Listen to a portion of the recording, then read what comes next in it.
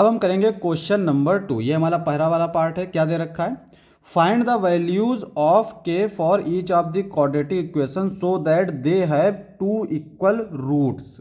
तो यहाँ पे कह रहा है कि ये जो क्वाड्रेटिक इक्वेशन दे रखी है इसमें इस के वैल्यू बताओ कि ये जो क्वाड्रेटिक इक्वेशन है इसके रियल और इक्वल रूट्स हैं। तो सबसे पहली चीज़ देखो, रूल हमारा क्या है, नेचर चेक करते हैं ना। बी स्क्वायर माइनस 4ac अगर ये ज़ीरो है, this implies that equal and real roots. तो यही चीज़ का हमें इस्तेमाल करना है इनमें, ठीक है, क्वेश्चन नंबर 2 में।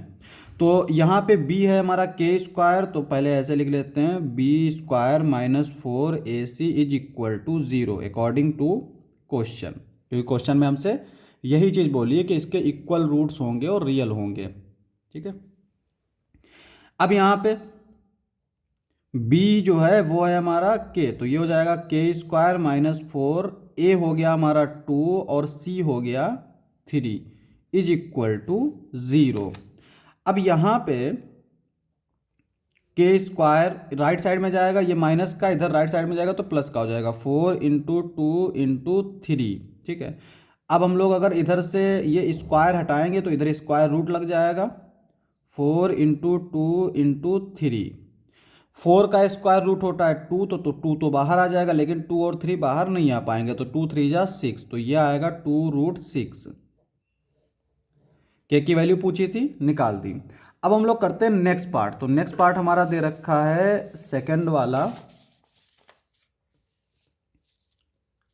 ये।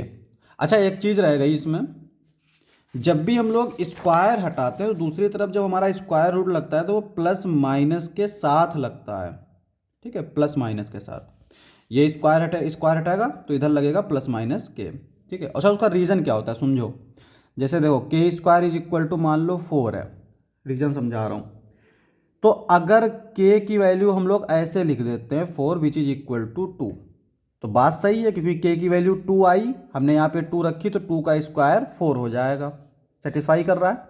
लेकिन अगर हमारी के की वैल्यू -2 होती है, अगर, क्योंकि हमें यहाँ से यहाँ गए हैं, यहाँ से यहाँ थोड़ी गए हैं, ठीक है, यहाँ से जब यहाँ गए तो हमें पता ही नहीं था कि के की वैल्यू प्लस की थी या माइनस की थी। तो अगर -2 होगा तब भी हमारा 4 ही आएगा। तो इसलिए जब हम लोग रिवर्स आते हैं ना तो दोनों पॉसिबिलिटी लिख लेते हैं, जो भी पॉसिबल चीज़ें हो जाएंगी वो दोनों लिख लेंगे। ये तो पहली चीज़ हो गई। दूसरी चीज़ हो गई कि अगर कोई क्वाड्रेटिक इक्वेशन है तो ये चीज़ हमारा फैक्ट है कि उसके 2 ही रूट होंगे।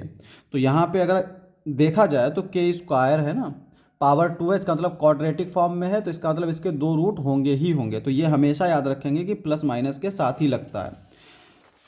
अब आते हैं सेकंड पार्ट पे। तो सेकंड पार्ट हमारा इस तरह से दे रखा है, के एक्स एक्स माइनस 2 + 6। तो पहले इसको हम क्वाड्रेटिक फॉर्म में लिख लेते हैं, अंदर मल्टीप्लाई कर देंगे तो ये हो जाएगा k x square minus 2kx + 6 is equal to 0।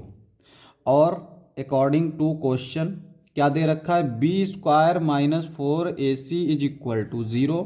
B है हमारा 2k, तो ये आएगा -2k का स्क्वायर -4a होगा k, c होगा 6 इज इक्वल टू 0, ठीक है। अब यहाँ पे इसका स्क्वायर करेंगे तो ये आएगा 4k स्क्वायर माइनस 6 चौक 24 24k which is equal to 0। यहाँ से हम 4k कॉमन ले लेंगे, तो 4k जब कॉमन लेंगे तो यहाँ बचेगा 4k और यहाँ पे बचेगा 6 इज इक्वल टू 0। अब यहाँ पे देखो 4 तो 0 हो नहीं सकता, ठीक है, k 0 हो सकता है और k -6 0 हो सकता है। तो k की वैल्यू या तो 0 होगी या k की वैल्यू 6 होगी। तो यहाँ पे भी हमें 2 वैल्यू मिल गई। अब चूंकि k की वैल्यू अगर हमने 0 रख दी, ठीक है, ये वाली अगर k की वैल्यू 0 रख दी तो ये पूरा टर्म 0 हो जाएगा, बचेगा 6। 6 इज इक्वल टू 0 पॉसिबल नहीं, इसका मतलब k is equal to 0 not possible, ठीक है। तो k की हमें एक ही वैल्यू मिली, k is equal to 6 only value, तो सिर्फ एक वैल्यू होगी और वो होगी 6। अब हम लोग करते हैं नेक्स्ट पार्ट। तो नेक्स्ट पार्ट है हमारा, नेक्स्ट पार्ट नहीं है, इसमें दो ही पार्ट थे और नेक्स्ट पार्ट नहीं है, क्वेश्चन है नेक्स्ट हमारा, क्वेश्चन नंबर 3।